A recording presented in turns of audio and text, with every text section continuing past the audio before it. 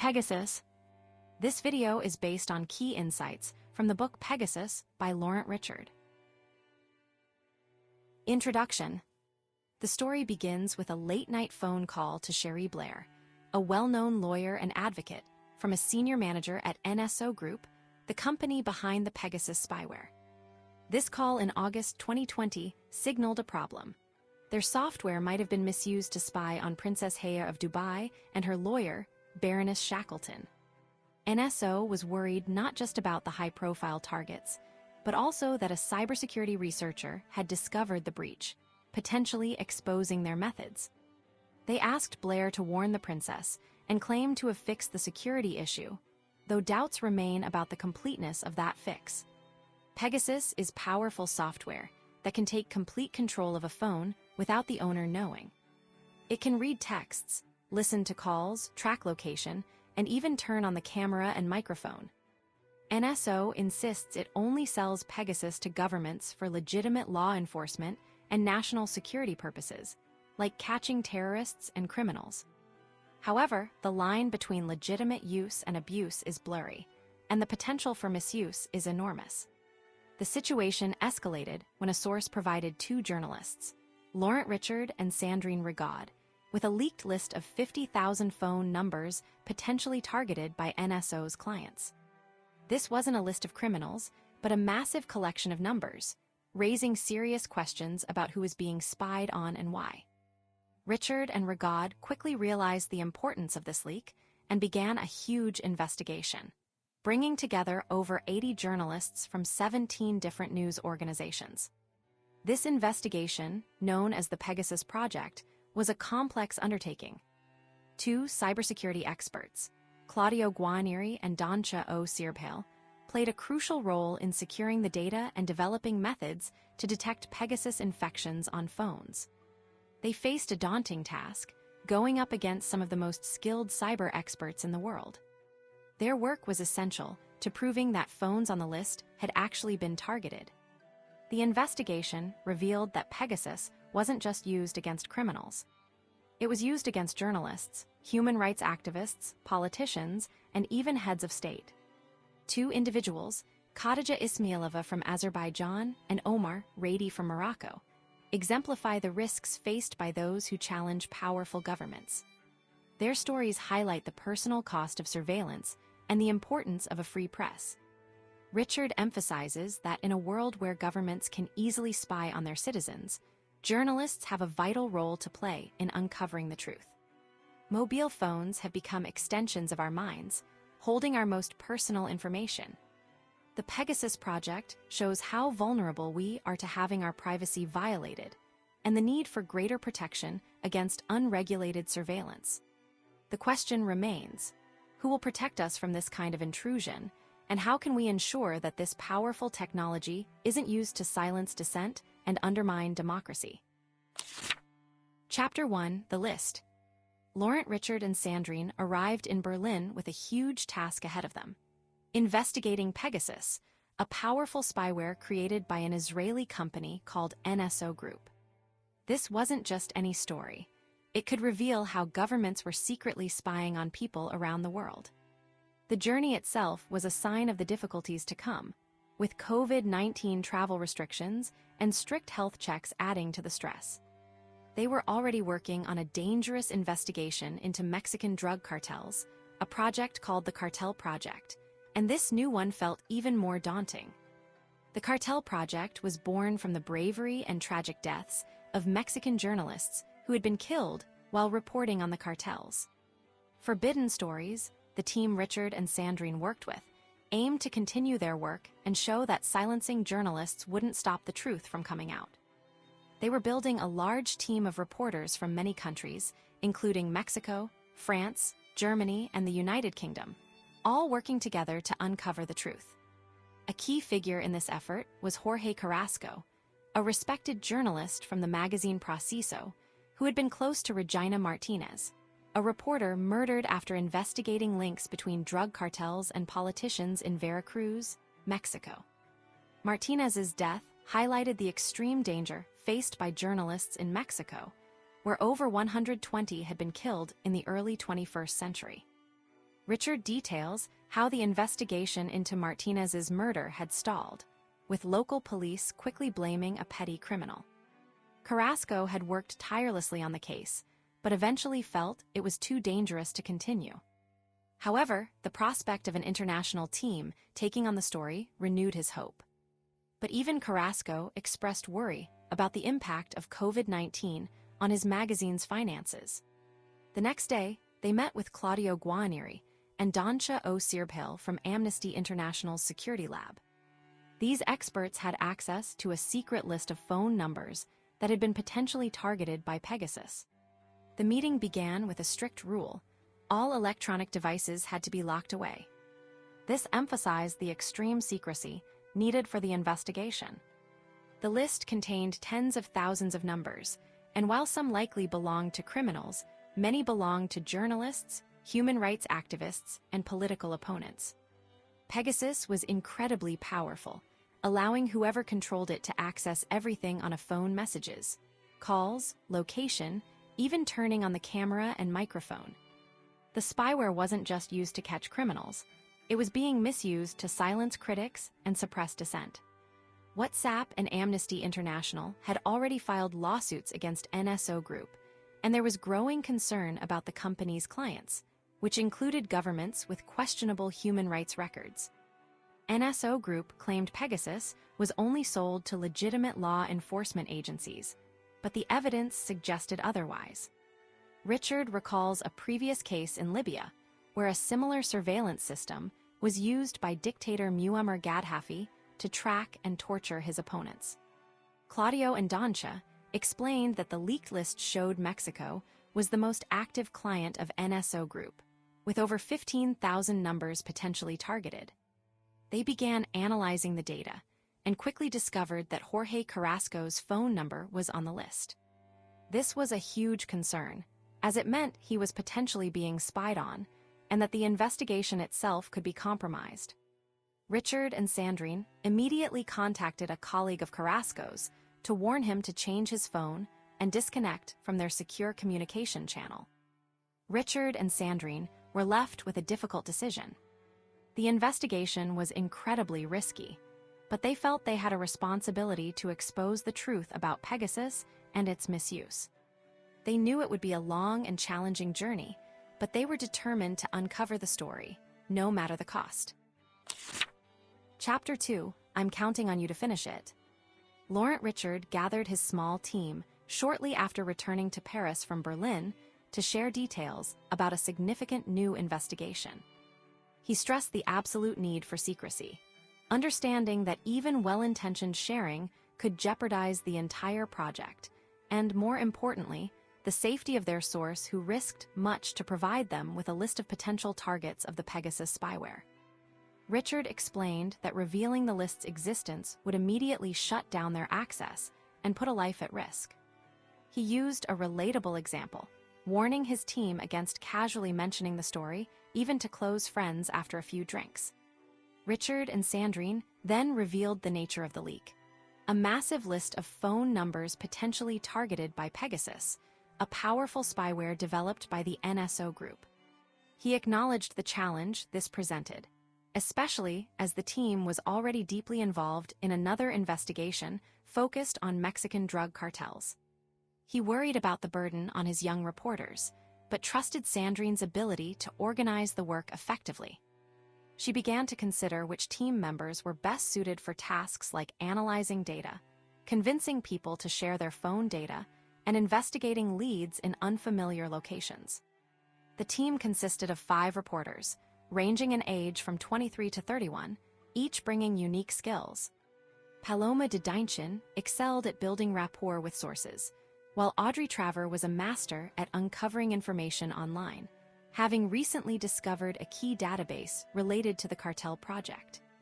Phineas Ruckert, an American with a passion for international affairs, was considered adaptable and capable of immersing himself in different cultures.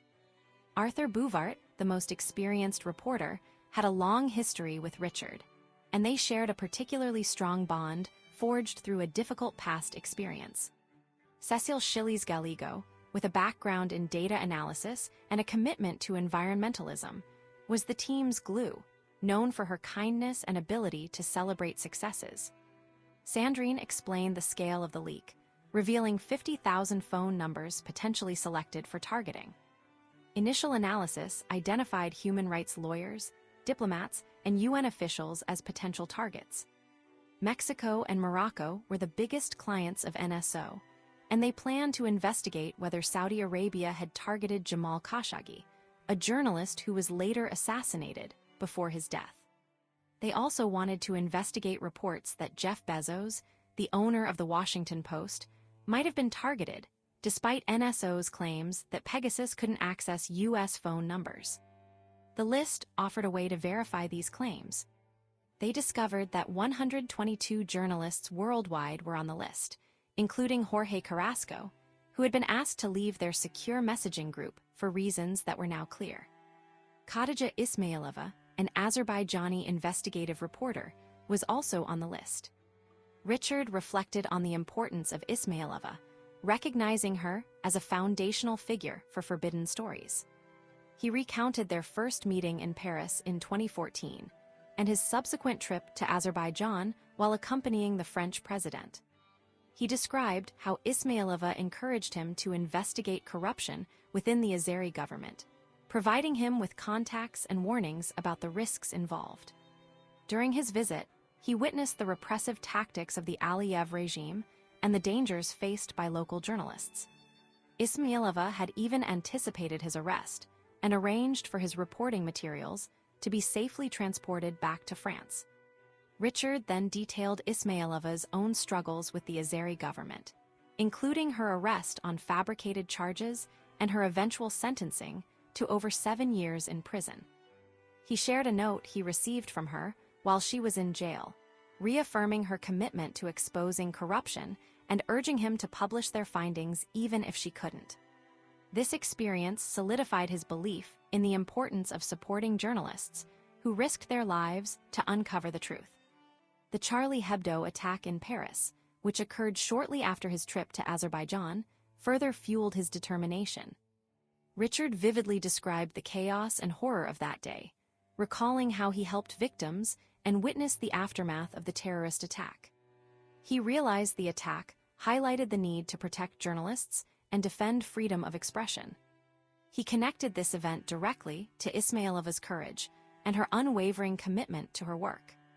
Richard concluded by reflecting on the origins of Forbidden Stories, inspired by Ismailova's resilience and her belief that others would continue her work if she was silenced. He acknowledged the risks and challenges of investigating Pegasus, but expressed confidence in his team's abilities.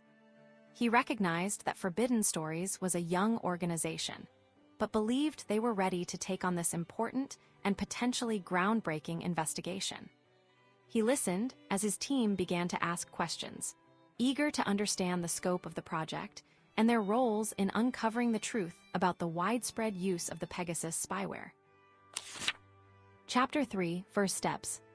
The task before Laurent Richard and his team at Forbidden Stories was enormous, investigating a list of 50,000 phone numbers potentially targeted by the Pegasus spyware.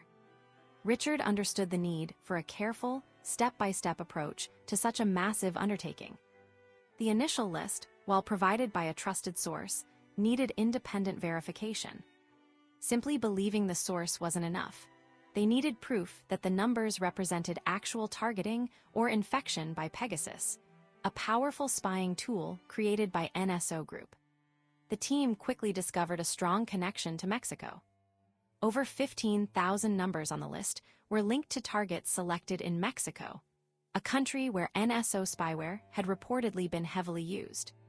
Richard's team decided to focus on journalists murdered in Mexico since 2016, hoping to find a match between their phone numbers and the leak list. They also gathered phone books to try and identify as many numbers as possible, a painstaking process that highlighted the scale of the investigation.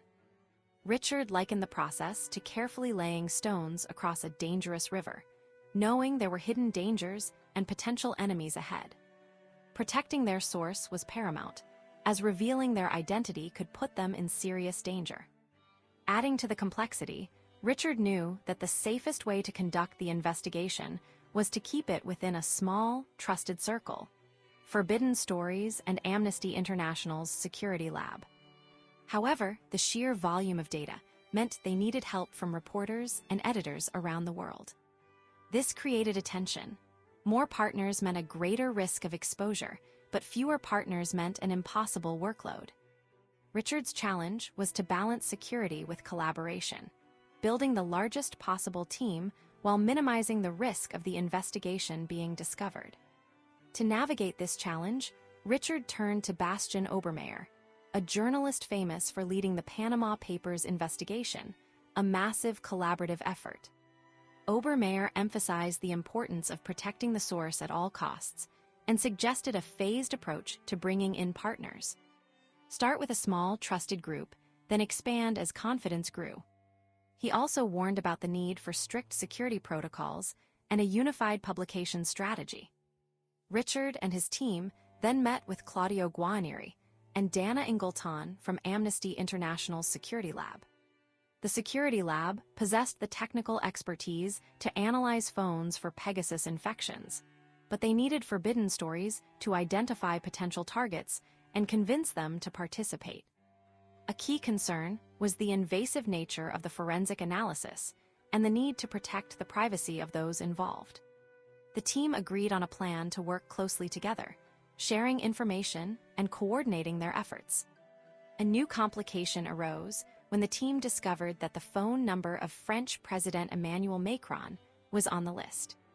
This raised the stakes significantly, as investigating a head of state presented unique challenges and potential political repercussions. Richard realized this discovery could overshadow the original focus on journalists and human rights defenders. Despite these challenges, Richard felt confident in the team's ability to proceed. Claudio's forensic tool, while not perfect, offered a promising way to uncover evidence of Pegasus infections. The team understood that success depended on careful planning, strong collaboration, and a commitment to protecting their source and their partners. The investigation was a complex puzzle, but Richard believed they were laying the groundwork for a story that could have a significant impact on the world. Chapter 4: Plaza del Mercado. Laurent Richard details the early history of NSO Group, focusing on how the company gained its first major client, Mexico.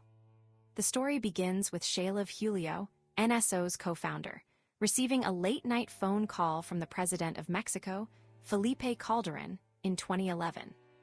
This call signaled the potential for a huge deal, as Calderon wanted to use NSO's Pegasus spyware to fight the country's powerful drug cartels.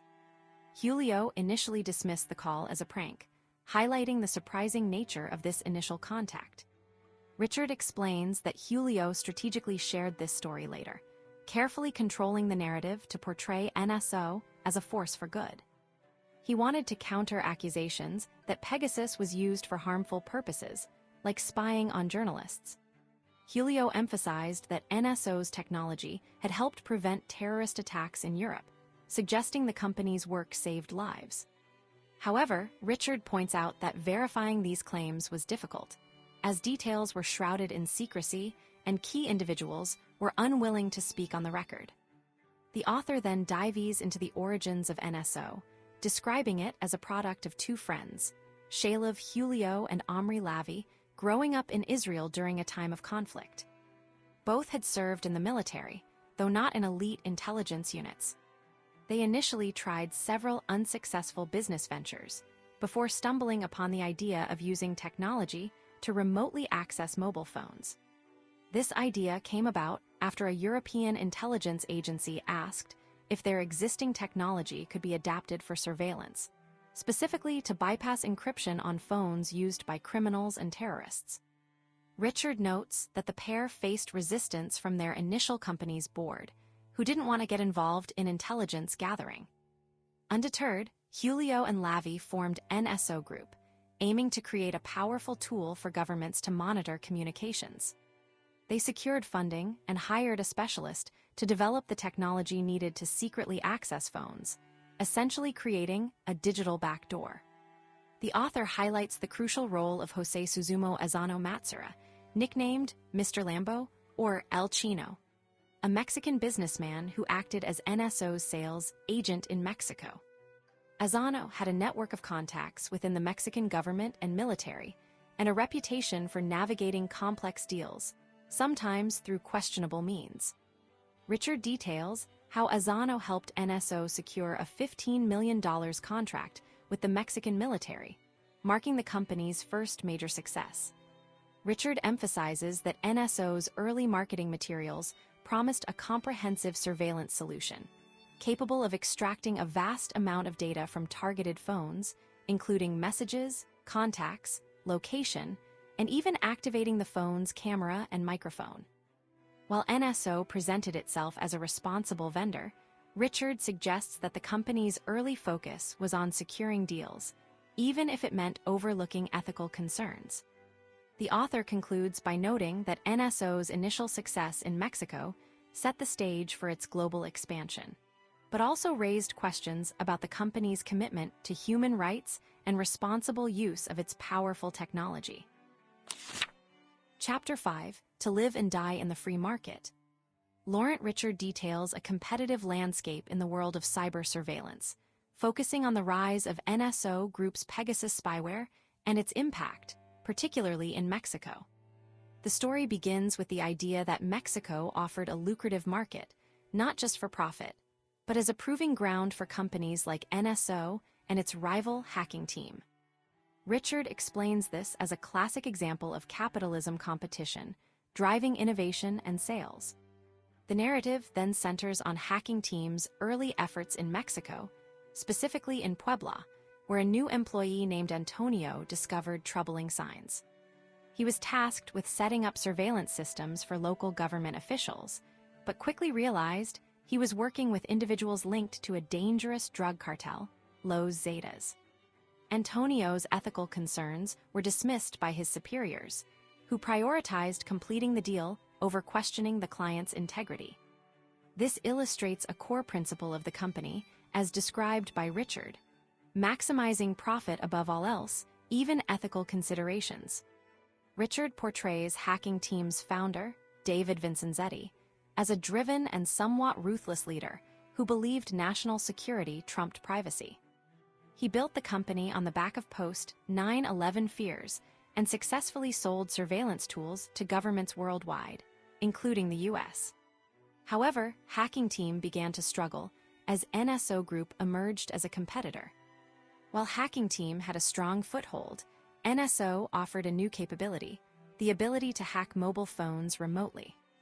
Initially, NSO faced challenges in Mexico, with their Pegasus system failing to deliver on its promises.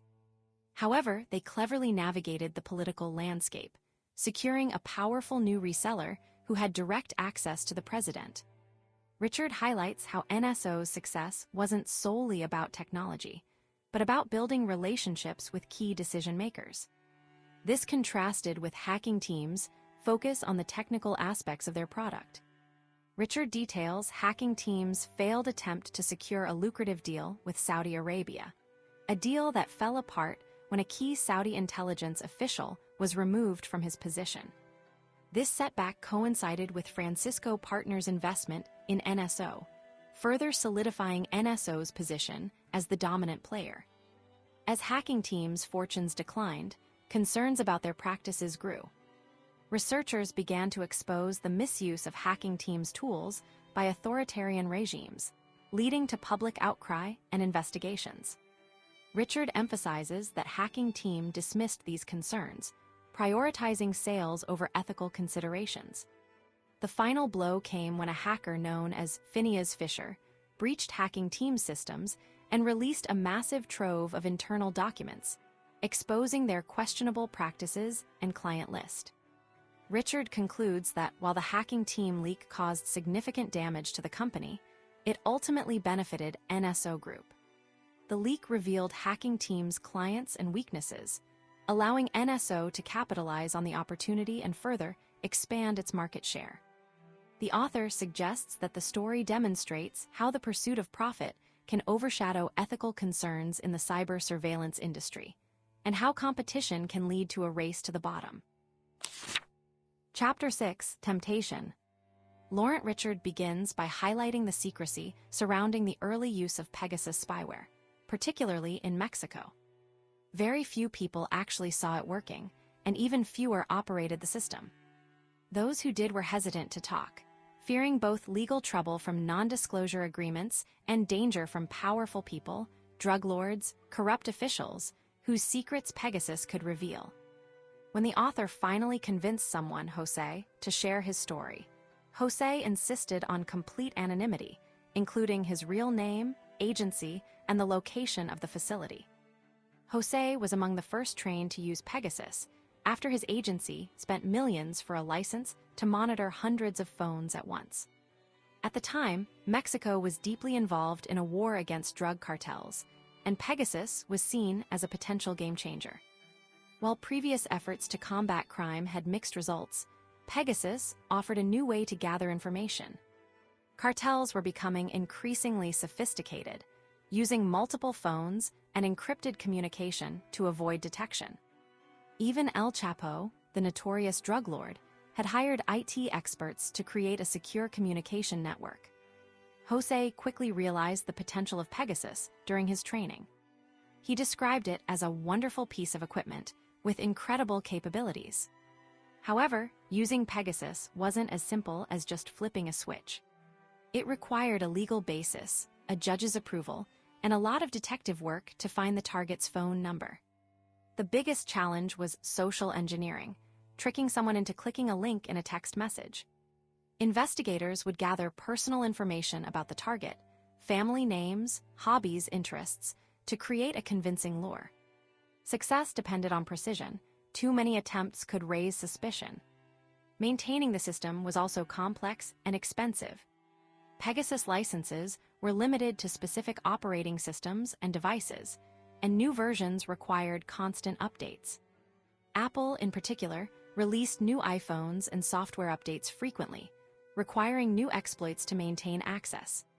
Running the system itself demanded a heavily cooled, secure facility with specialized hardware, a dedicated fiber optic network, and significant data storage capacity. When fully operational, Pegasus could extract huge amounts of data from a phone over Wi-Fi without alerting the user. Jose and his team could monitor hundreds of phones simultaneously, prioritizing targets based on urgency. The bait used to trick people into clicking links was often surprisingly simple, especially when targeting criminals. In Jose's case, pornography was a reliable lure. Once a phone was infected, Pegasus provided access to almost everything: messages, emails, location data, camera, and microphone. Jose could view archived messages, track a phone's location on a map, and even listen to live conversations. He emphasized that his team adhered to Mexican law and used the spyware responsibly. However, he also recognized the potential for abuse, describing Pegasus as a cyberdevil that could tempt users with a sense of power and control. The author then shifts focus to the political climate in Mexico during this time. President Pena Nieto's administration faced growing criticism for its handling of the drug war and a series of scandals, including the disappearance of 43 students and allegations of corruption involving a luxurious mansion. These events fueled public anger and protests. Interestingly, journalist Carmen Aristegui, who reported on the mansion scandal, herself received a suspicious text message, which she wisely ignored.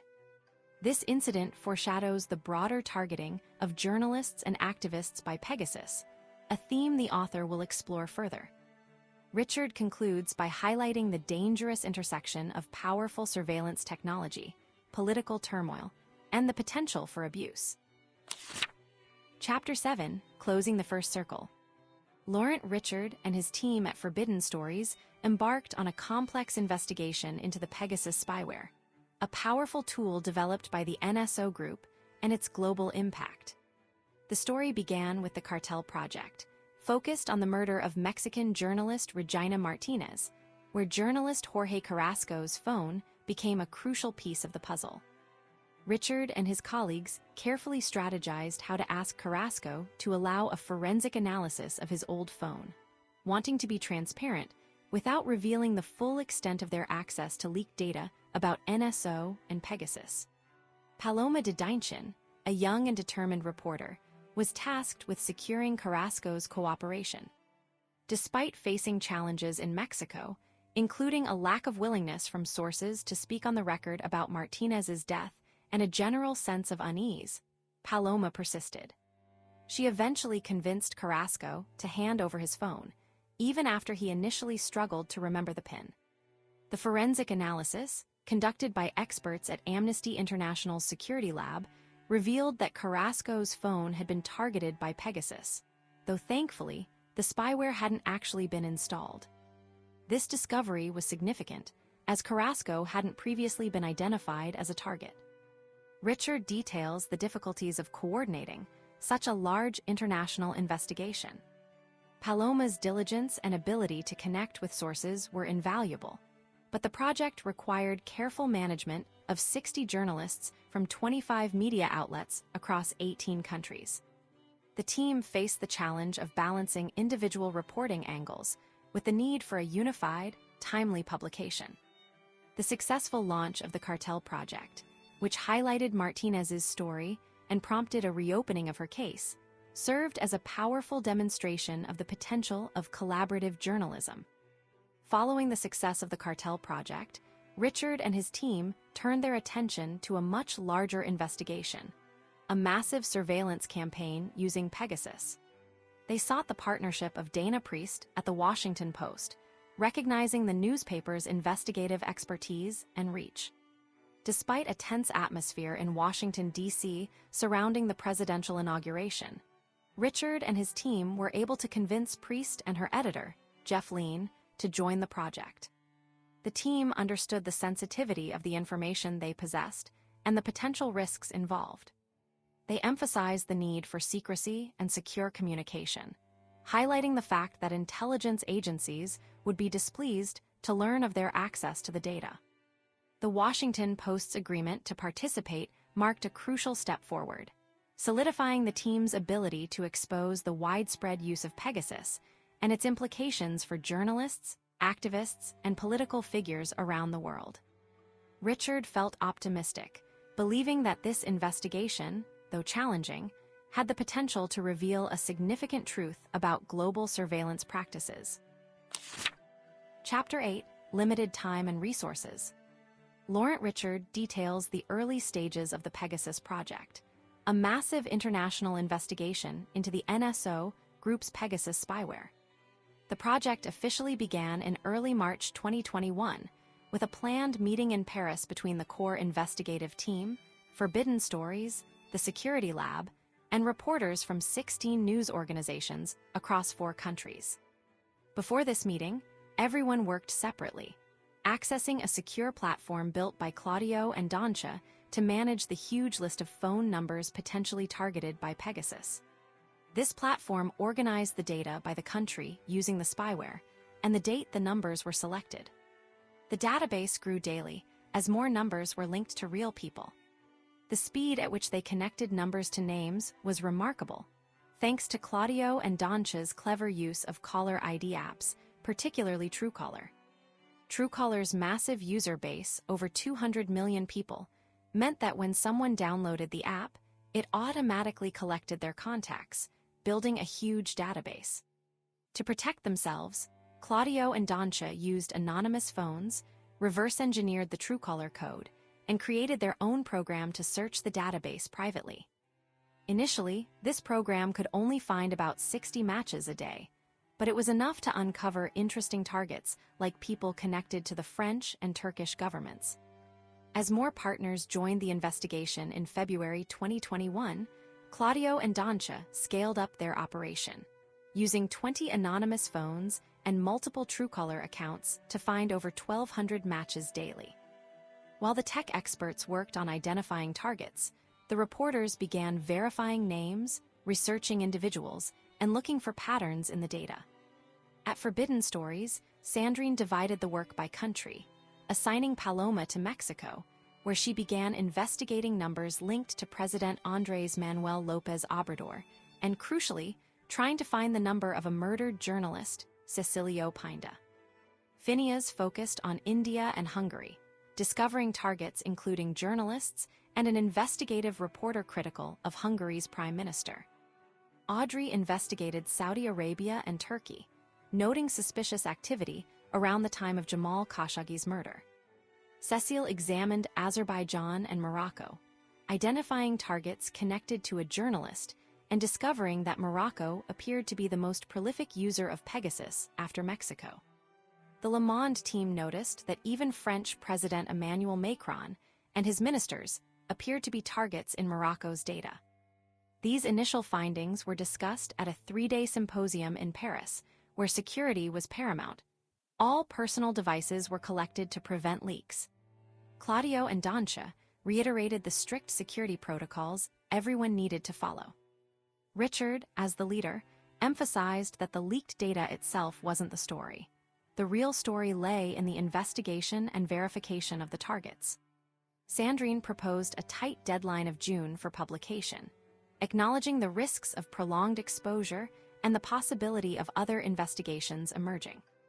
The team discussed the process of confirming targets, distinguishing between identified numbers and those with confirmed Pegasus activity. They had only confirmed 3 actual Pegasus infections out of 50,000 numbers. Each partner presented their initial findings, and the group explored potential leads, including seeking interviews with former NSO employees. Kai Bierman of Dizite shared his experience interviewing NSO's CEO, Shalev Julio, noting his charm, but also his evasiveness and questionable accuracy. Claudio Guarnieri expressed concerns about the limited resources and the demanding timeline. He and Dancia had years of experience, but confirming Pegasus infections was a slow, painstaking process. The team acknowledged the challenges, particularly in countries like Saudi Arabia, and the need for caution, especially after a journalist's phone disappeared during a potential forensic analysis in Azerbaijan. The chapter concludes with a sense of cautious optimism, a galaxy of potential stories, and a clear understanding of the immense work ahead. Chapter 9, In a Positive Direction. Laurent Richard begins the story of the Pegasus project with the surprising origin of its key investigator, Dancia O. Searpale, on a quiet Irish dairy farm. Growing up surrounded by family history steeped in resistance against foreign rule, Dancia developed a strong sense of fairness and a powerful curiosity.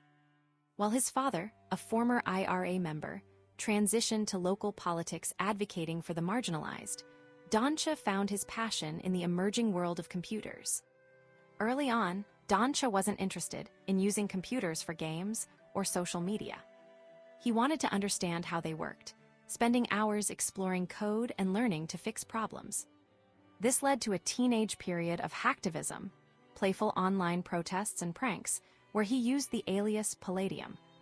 Though his actions sometimes landed him in trouble with the law, including an incident involving a fake news story about Rupert Murdoch, these experiences solidified his understanding of digital security and the power of code. Despite legal challenges, Dancia continued his education, studying chemistry at Trinity College Dublin. However, his fascination with computers never faded. He eventually moved to Berlin, a hub for hackers and cybersecurity experts, and began working with Amnesty International, focusing on protecting human rights defenders from digital attacks. It was there he met Claudio Guarnieri, a seasoned cybersecurity researcher who had grown disillusioned with the constant battle against powerful surveillance tools.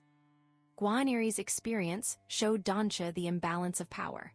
Governments had vast resources for spying, while those defending against it were often underfunded and outmatched. This realization fueled Dancia's desire to use his skills for good. The turning point came when Amnesty International staff received a suspicious message, which led Dancia and Guarnieri to uncover a network of servers used by NSO Group's Pegasus spyware. Pegasus was a powerful tool that could secretly take control of someone's phone, reading messages, listening to calls, and tracking their location. The investigation revealed that NSO Group sold this technology to governments, some of whom used it to spy on journalists, activists, and political opponents. Despite publicizing their findings, including a list of domains linked to Pegasus, NSO Group and the Israeli government largely dismissed the concerns, claiming the software was only intended to fight terrorism and crime. This lack of accountability ignited a determination in Dansha. He and Guarneri realized that while NSO Group wasn't invincible, exposing their methods and holding them accountable would be a long and difficult fight. The initial discovery of Pegasus was just the beginning of a much larger investigation into the global impact of this powerful spyware. Chapter 10, 3 Days in March. Laurent Richard recounts the early stages of a secret investigation into the Pegasus spyware, a powerful tool used for spying on people's phones. The story begins with a cautious approach to Siddharth Varadarajan, a journalist from The Wire in India, and his colleague MK. Venue. Richard and his team needed to check if their phones had been hacked before inviting them to join the investigation. This was because they had a new list of potential targets, much larger than previously known, and both journalists were on it.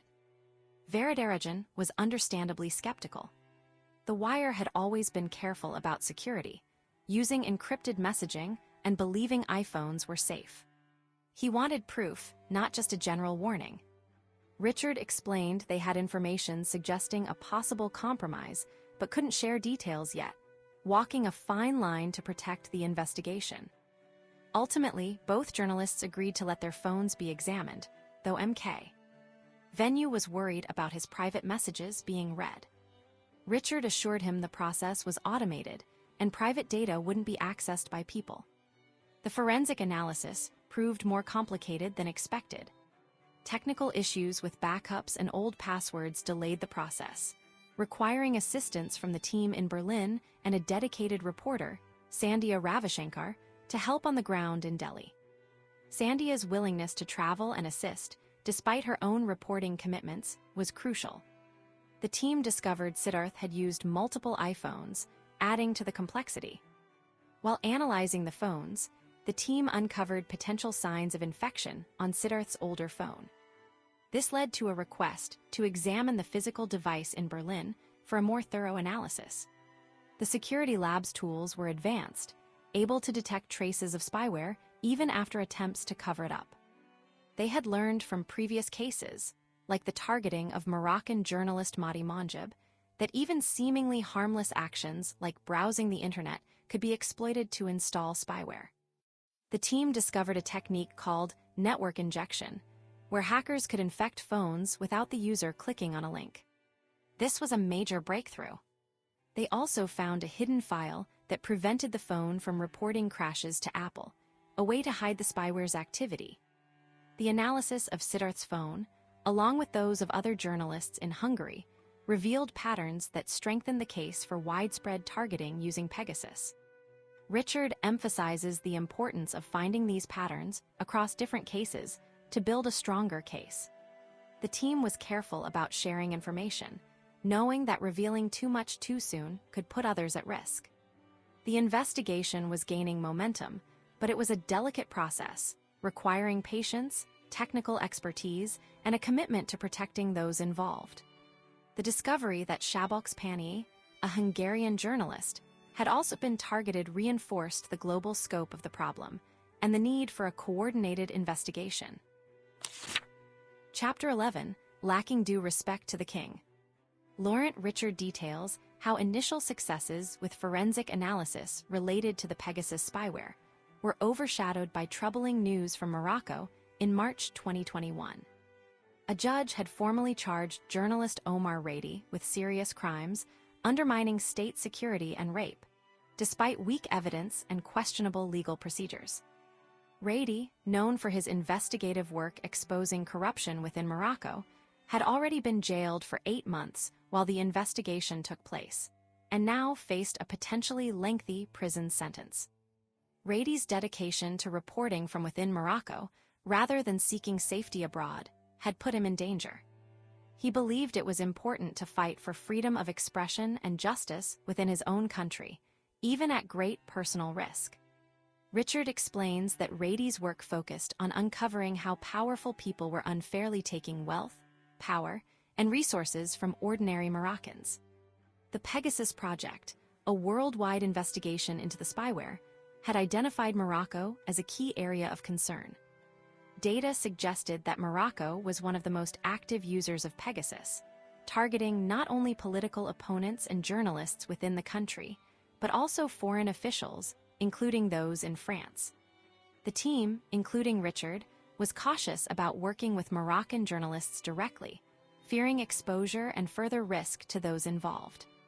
The situation with Rady, along with the imprisonment of other journalists, signaled a tightening of control by Moroccan security forces meant to silence dissent.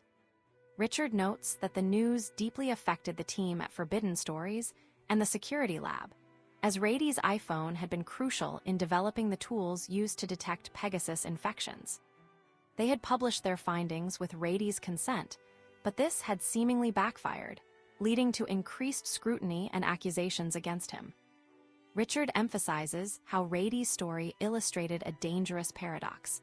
Technology meant to promote freedom could be turned into a tool for repression. Rady had initially embraced social media as a way to challenge authority, recalling early instances of using text messages to playfully test the limits of police surveillance. During the Arab Spring uprisings, he and others saw social media as a powerful tool for organizing protests and demanding democratic reforms. However, the Moroccan government responded by increasing surveillance and cracking down on dissent. Despite initial reforms following the Arab Spring, including promises of greater freedom and a more independent judiciary, Richard explains that the Moroccan government continued to use underhanded tactics to control the media and silence critics. Financial incentives were offered to friendly media outlets, while independent journalists faced harassment and financial hardship. Rady's investigations into land grabbing and corruption had drawn the attention of the authorities, leading to increased surveillance and intimidation. Richard recounts how Rady's work exposed corrupt practices, such as the sale of public land to wealthy individuals connected to the monarchy and the unfair treatment of rural communities. He was increasingly monitored, and his investigations were often disrupted.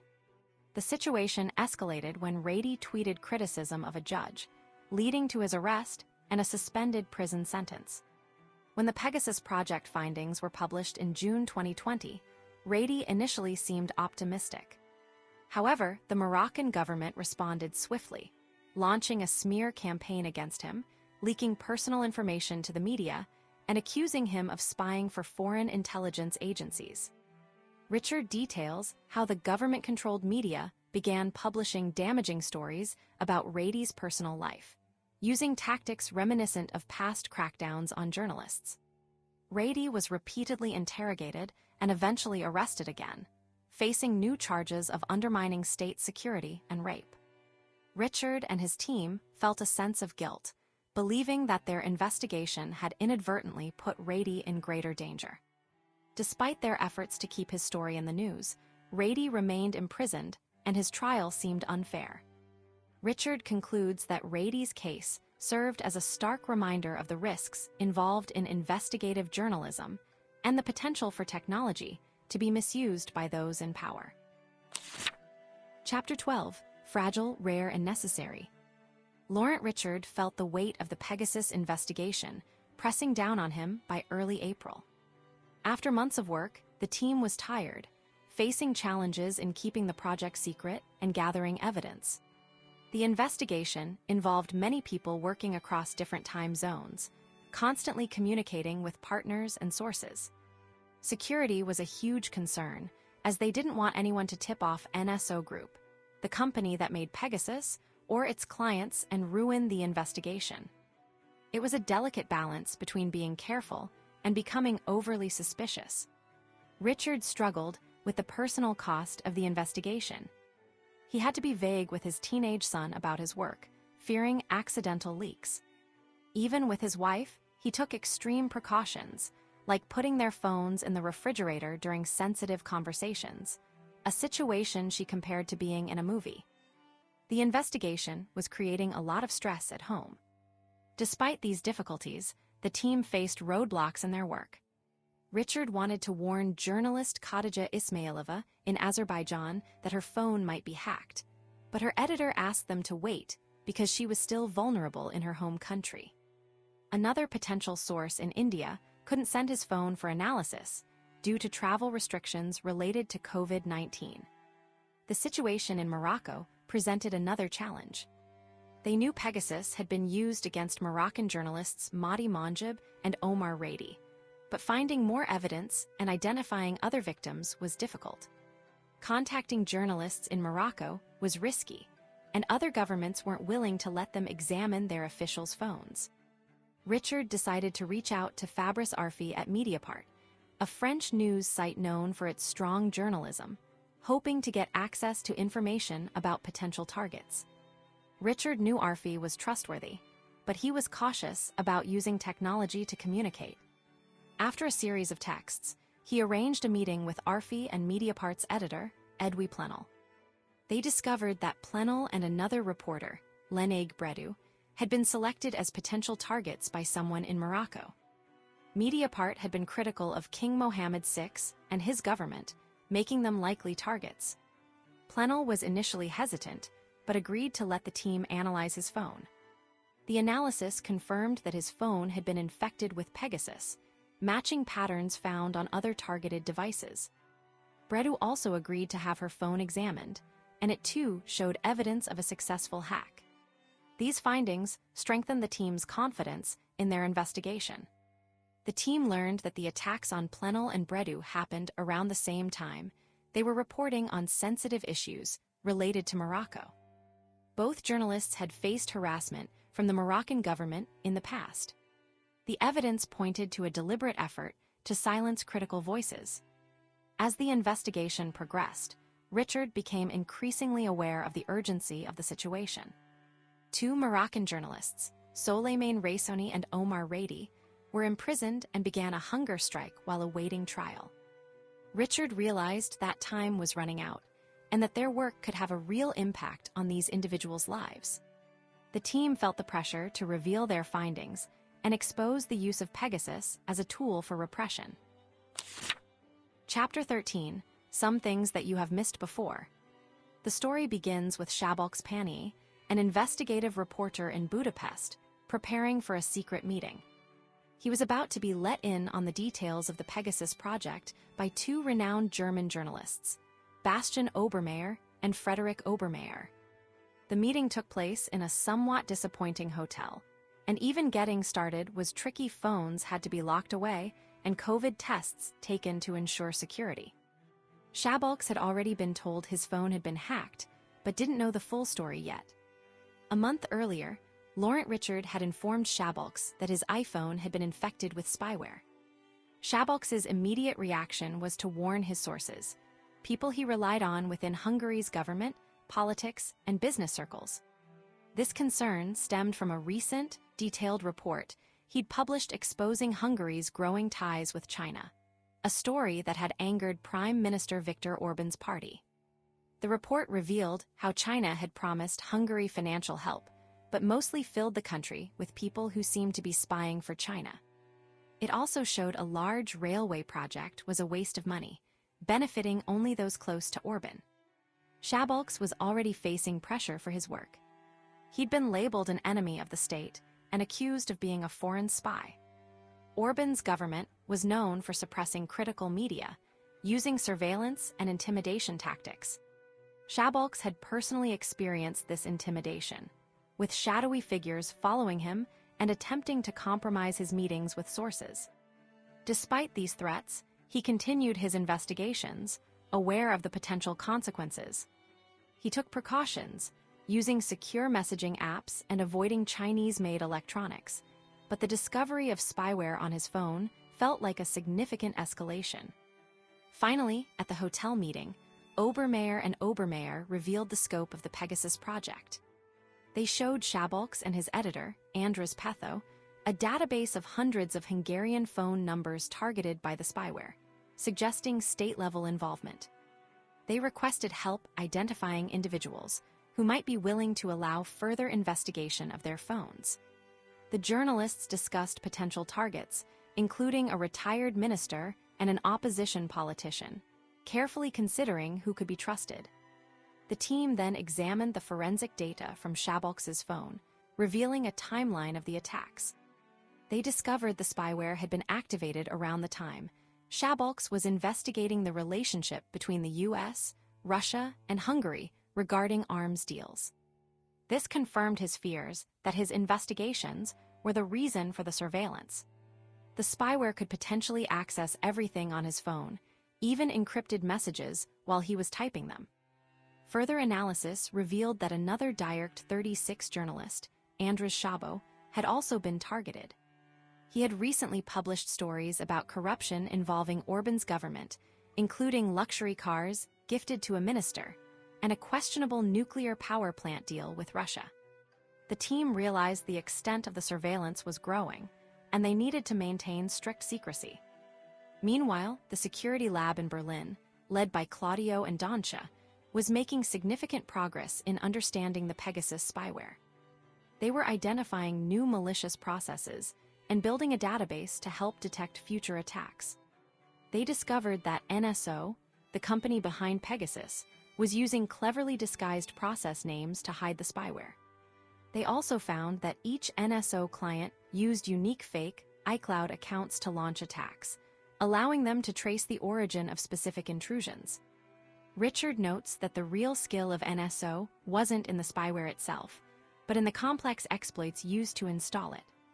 These exploits, which take advantage of weaknesses in phone software, were expensive to develop and required constant updating as companies like Apple fixed security flaws. NSO was essentially engaged in a constant battle to stay ahead of Apple's security measures. The team's work was revealing the immense power and potential for abuse of this technology, and the lengths to which NSO would go to exploit vulnerabilities. The Pegasus project was gaining momentum, uncovering a global network of surveillance and raising serious questions about privacy and freedom. Chapter 14, The First Don't. Laurent Richard details how Apple strategically chose Herzliya, Israel, for its largest research and development facility outside of the United States, despite the country's small size and economy. Apple's decision was driven by the exceptional engineering talent available there, particularly in the cybersecurity field. Unbeknownst to Apple, a small spyware company called NSO Group was operating nearby, actively searching for weaknesses in iPhone security. At the time, NSO wasn't considered a significant threat to Apple. Herzliya was a hub for cybersecurity experts, many of whom were graduates of Israel's elite military intelligence units. These individuals, known as Rosh Gadol or Big Brains, were identified early for their intelligence and steered towards careers in math, science, and technology. After mandatory military service, they often transitioned into high-paying jobs in the private sector, fueled by a booming tech industry and significant investment. Israel had become a global leader in cybersecurity, punching above its weight in innovation and attracting major tech companies like Amazon, Google, and Microsoft. This success was largely due to Israel's unique history and constant need for security. Surrounded by countries often hostile to its existence, Israel prioritized intelligence gathering and technological advancement for self-preservation. Following the Yom Kippur War in 1973, the country doubled down on investing in its military intelligence unit, Unit 8200, fostering a culture of innovation and problem-solving. Unit 8200 became a breeding ground for top cyber talent, offering rigorous training and real-world experience. Graduates of this unit were highly sought after by both government agencies and private companies. The Israeli government actively encouraged the growth of the cybersecurity industry through tax breaks, investment, and minimal regulation, believing that a free market would drive innovation. This environment allowed companies like NSO Group to flourish. While most Israeli cybersecurity firms focused on defensive technologies, NSO specialized in offensive tools, specifically the Pegasus spyware, designed to infiltrate mobile phones. NSO operated under a licensing system overseen by Israel's Ministry of Defense, which theoretically restricted sales to governments with poor human rights records. However, the system had loopholes and was often lenient, particularly when dealing with countries like Saudi Arabia. Despite concerns about potential misuse, the Israeli government prioritized economic benefits and maintained a hands-off approach. Concerns about NSO's practices grew after reports surfaced detailing the use of Pegasus to target journalists, human rights activists, and political opponents in Mexico. Despite these allegations, the Israeli Supreme Court refused to intervene, citing national security and economic interests. Following the assassination of journalist Jamal Khashoggi, NSO faced further scrutiny, with reports linking Pegasus to surveillance of Khashoggi and his associates. NSO's founder, Shalif Julio, publicly denied any involvement in the murder and defended the company's technology, claiming it had saved thousands of lives. Richard notes that Julio's defense was delivered with a confident, almost dismissive, tone. Chapter 15, New Techniques. Laurent Richard recounts a crucial period in the Pegasus project, a worldwide investigation into the powerful spyware and its troubling effects. The chapter centers around a tense meeting in Paris in early May 2021, where a team of journalists from around the globe gathered to plan the release of their findings. The core of the investigation revolved around uncovering how Pegasus, created by the Israeli firm NSO Group, was used to target journalists, human rights activists, and political opponents, even potentially playing a role in the murder of Jamal Khashoggi. The story begins with Claudio Guarnieri, a tech expert from Amnesty International, painstakingly analyzing a cell phone that might hold evidence linking Pegasus to Khashoggi's death. Dana Priest, a reporter from the Washington Post, eagerly awaited the results, understanding that confirming Pegasus's involvement would be a major breakthrough. Khashoggi, a Saudi journalist, had been critical of his country's leadership and was brutally killed, and proving the spyware was used to track him would be a significant revelation. Richard details Khashoggi's journey from a defender of the Saudi regime to a vocal critic, highlighting his decision to speak out despite the risks. This personal story underscored the high stakes of the Pegasus investigation. It wasn't just about technology, but about people's lives and freedom of speech. The team discovered that phones belonging to Khashoggi's fiancée, family, and associates had also been targeted, suggesting a widespread effort to monitor those around him. The focus then shifts to Hanan Alatter, Khashoggi's wife, and her phone, which held potential clues. She was hesitant to cooperate, fearing for her safety, but eventually agreed to allow investigators to examine her device. Claudio's analysis revealed suspicious messages containing links that could have been used to install Pegasus on her phone, potentially before Khashoggi's murder. While they couldn't definitively prove the spyware had infected the phone, the evidence was promising.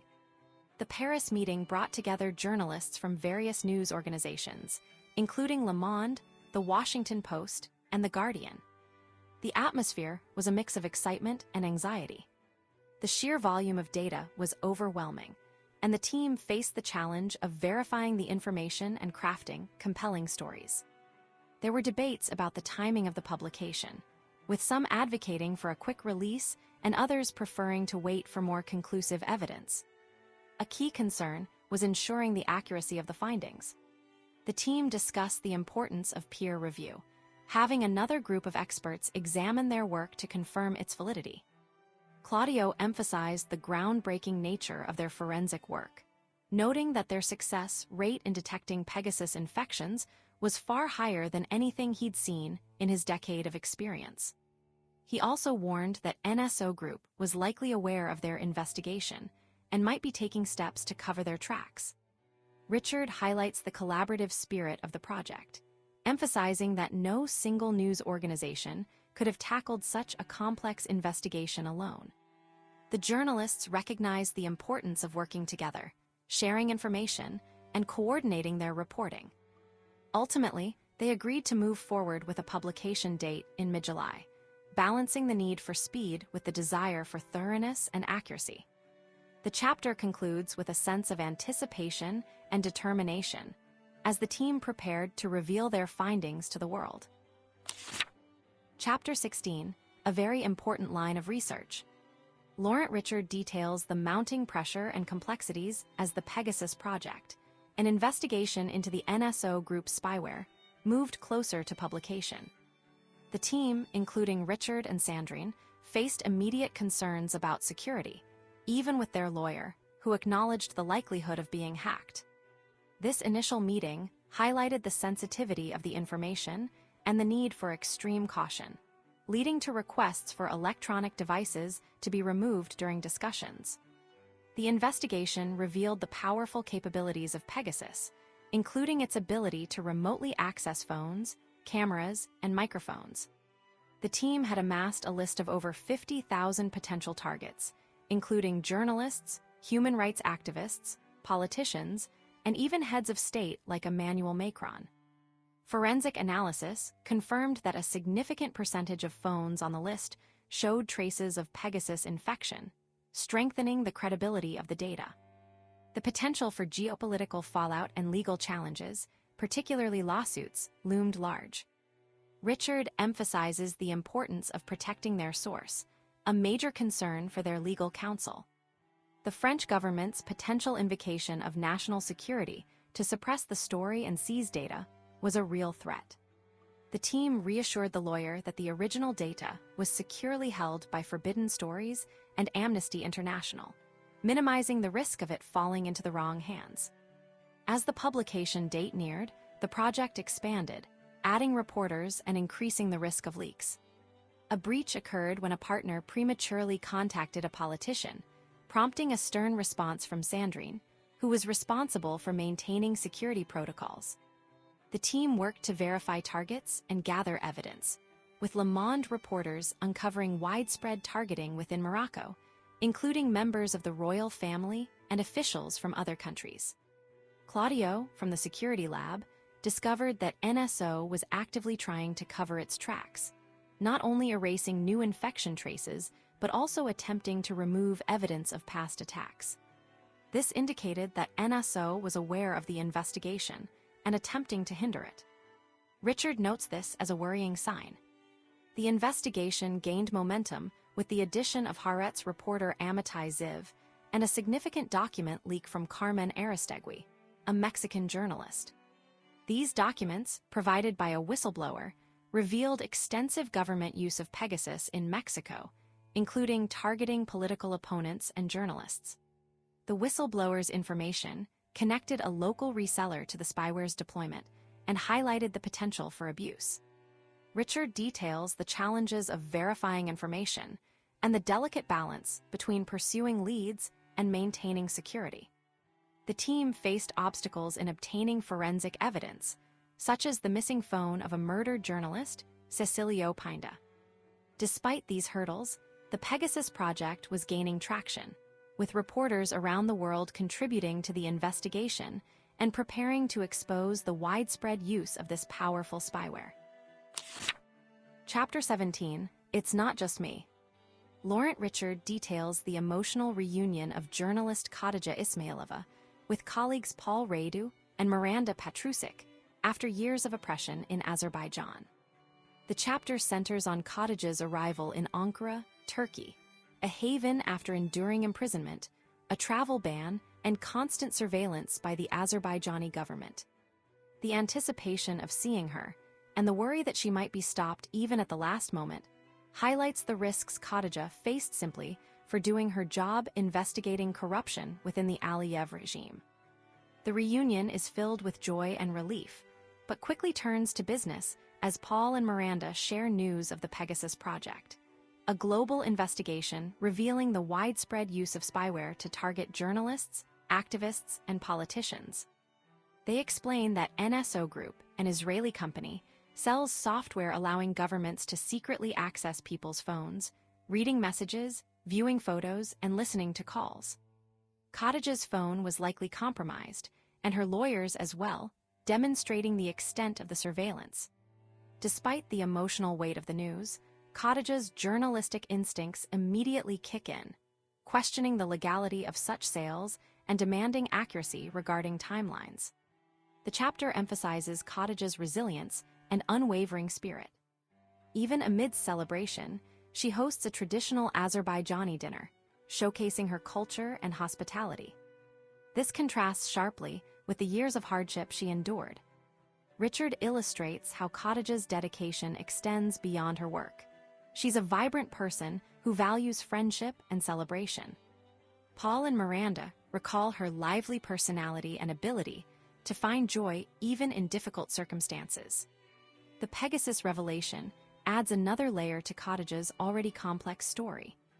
She isn't surprised to learn she was targeted, but deeply concerned about the potential harm to her sources and loved ones. The spyware accessed not only her communications, but also private photos sent to her doctor regarding a friend's cancer treatment, causing her immense guilt and worry. This illustrates the dangerous reach of Pegasus and the ethical implications of such technology. Richard traces the origins of Cottage's conflict with the Aliyev government back to her childhood, when she realized the official narrative didn't match reality. This pivotal moment sparked a lifelong commitment to truth-telling. Her investigations into the Aliyev family's wealth and corruption, exposing their lavish lifestyles and questionable business dealings, made her a target. The chapter details how the government responded with intimidation, blackmail, including a damaging sex video, and ultimately, imprisonment. The author highlights the Aliyev regime's sensitivity to criticism and its willingness to suppress dissent. The regime views any challenge to its authority as a threat to national stability. Cottage's case exemplifies the risks faced by journalists who dare to hold power accountable. The chapter concludes with Cottage grappling with the consequences of the Pegasus hack, feeling responsible for the potential harm to those she's connected with, and reaffirming her commitment to continue her work despite the dangers. Chapter 18, A Choice Between Interests and Values. Laurent Richard details a disturbing pattern of attacks on journalist Khadija Ismailova's phone using Pegasus spyware, beginning in March 2019 and continuing relentlessly for months.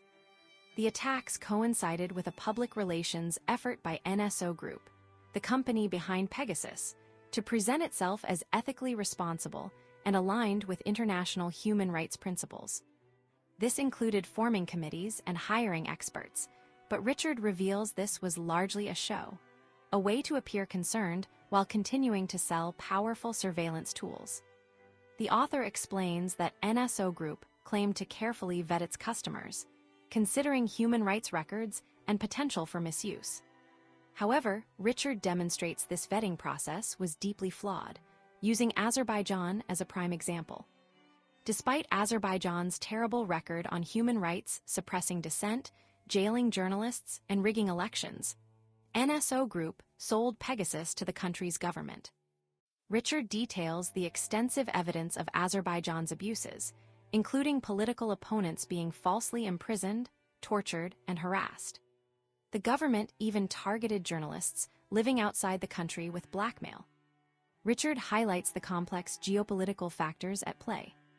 Azerbaijan's strategic importance, particularly its oil and gas reserves, meant that Western governments often overlooked its human rights violations.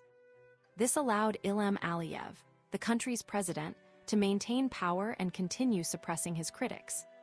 The author recounts a personal experience attempting to raise human rights concerns with French President Hollande during a visit to Azerbaijan, only to be ignored. The narrative then shifts to Israel's role, revealing how the country actively promoted sales of Pegasus to nations as part of a broader strategy to counter Iran. Richard details how Israel prioritized security interests over human rights concerns, viewing Pegasus as a valuable tool for building alliances and gathering intelligence. The Mossad, Israel's intelligence agency, played a key role in these sales, operating outside of typical diplomatic channels. NSO Group's new owners, a London-based hedge fund, were more interested in profit than ethics, further weakening any genuine attempts at responsible oversight. Richard points out that NSO Group's human rights advisors were largely kept in the dark, lacking access to crucial information about clients and the vetting process. The author emphasizes that the company prioritized maintaining good relations with powerful governments, even those with appalling human rights records. He concludes with a telling exchange between himself and Shalev Julio, NSO Group's CEO, where Julio vehemently denied any involvement of Pegasus in the Khashoggi murder, offering to take a lie detector test, a claim Richard finds dubious given the evidence. The chapter underscores the dangerous intersection of technology, politics, and human rights, and the lengths to which governments and companies will go to protect their interests. Chapter 19, This is Going to be Big. Laurent Richard details the intense final weeks leading up to the public release of the Pegasus project, a massive investigation into the widespread use of NSO Group's powerful spyware. Dancha O'Searbhale, a key forensic expert, returned to Ireland, but his time wasn't for relaxation. He worked tirelessly at his parents' kitchen table, analyzing data while keeping the sensitive nature of his work a secret. The team felt a growing urgency as they approached their publication deadline, verifying the identities of those targeted by Pegasus. They aimed to confirm at least 200 journalists had been targeted, building on the nearly 1,000 individuals already identified in the leaked data. The investigation involved a global effort to gather evidence. Journalists across the world contacted potential victims, requesting access to their phones for forensic analysis. Cases emerged from Rwanda, where the daughter of a hero from the Hotel Rwanda genocide story provided phone backups, and India, where several human rights advocates agreed to participate. A particularly sensitive case involved Jamal Khashoggi, the journalist murdered in the Saudi consulate.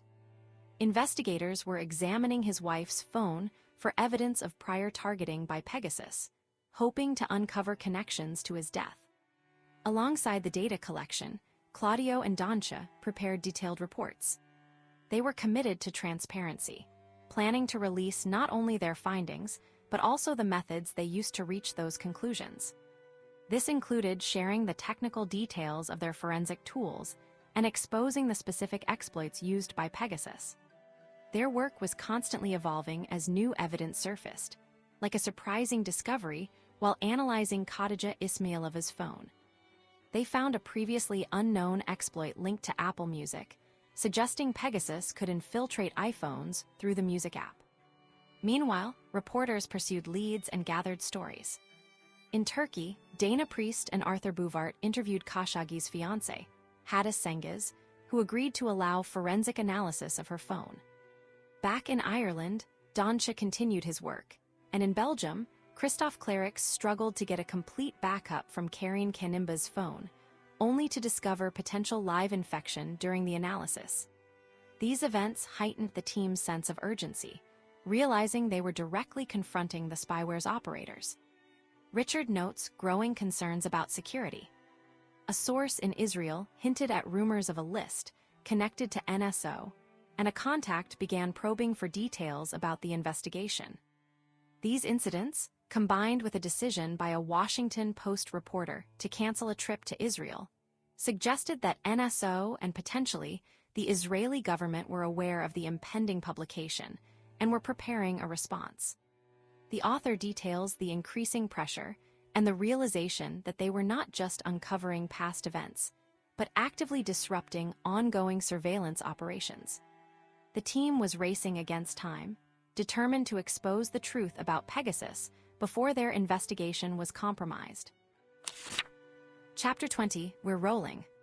Laurent Richard and his team faced mounting pressure as the publication date of the Pegasus project drew near.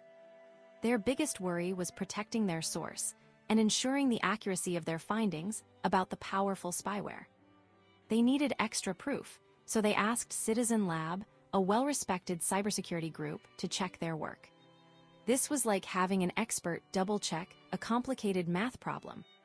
Citizen Lab agreed to review the technical details, looking at iPhones that had potentially been hacked by Pegasus. They did this blindly, meaning they didn't know how Richard's team had done their initial analysis.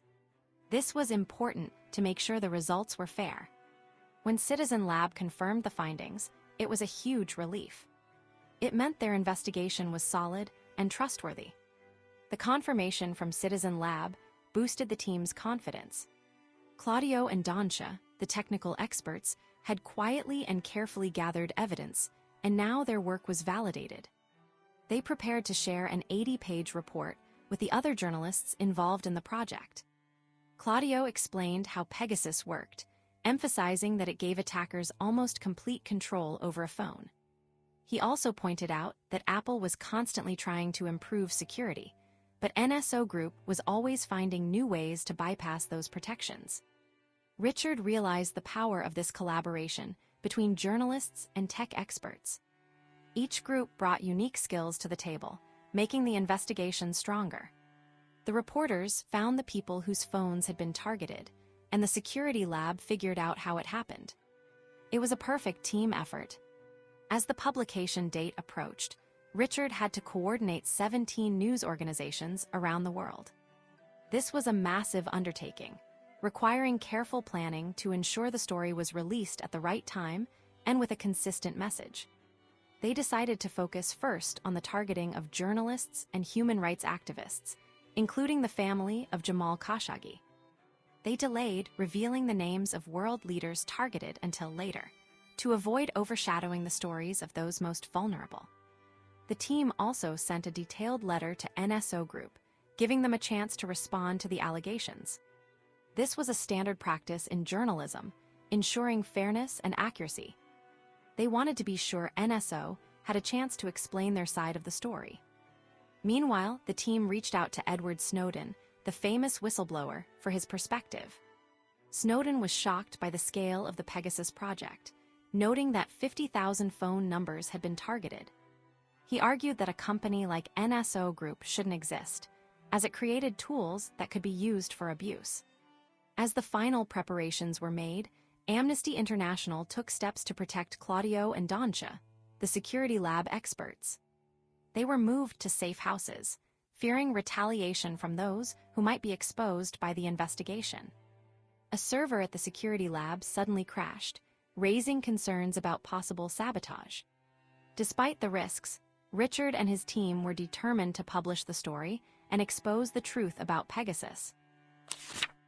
Chapter 21, This Is Really Happening. Laurent Richard details the tense final week leading up to the publication of the Pegasus project, a massive international investigation into the NSO Group spyware and its use against journalists, activists, and politicians. The team at Forbidden Stories, led by Richard, felt a mix of excitement and fear as they prepared to reveal their findings. They knew the story was important, exposing how powerful technology could be misused to silence and control people. But they also anticipated a strong reaction from NSO and potentially those implicated in the reporting. To protect themselves, Richard arranged for key team members to relocate to Argentina for 6 months. This was a precaution against potential legal challenges or even physical threats. The team reiterated strict security protocols. No discussing the investigation outside the core group, safeguarding phones from potential compromise, and maintaining absolute secrecy about their sources. They were aware that NSO was already aware of their work, with someone connected to the company warning them that their information was flawed and publication would damage their reputations. As the publication date neared, partners began uploading their stories to a central database. One particularly impactful story came from a Hungarian reporter, Szabolcs Pani, who had himself been targeted by Pegasus. His experience added a personal and emotional weight to the investigation.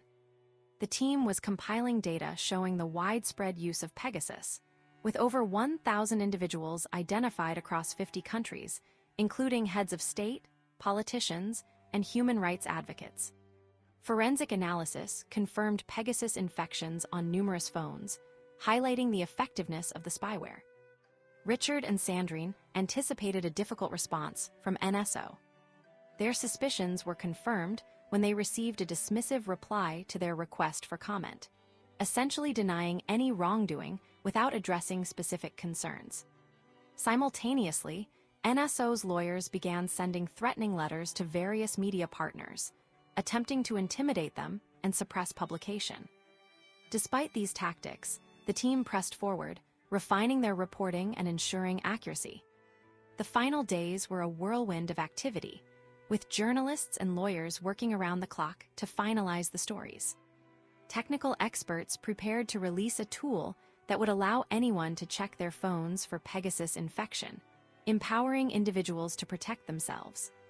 The team faced last-minute challenges, like confirming the targeting of politicians, but managed to add key figures to the list of confirmed targets. Despite the pressure and threats, the Pegasus project launched on July 18th, with stories appearing in major news outlets around the world. The investigation quickly gained international attention, with even Edward Snowden praising its importance. For Richard, the publication was a moment of relief and a testament to the team's dedication and courage. He reflected on the impact of their work, particularly for individuals like Khadija Ismailova, an Azerbaijani journalist who had been targeted by Pegasus and continued to fight for freedom of the press despite facing constant threats.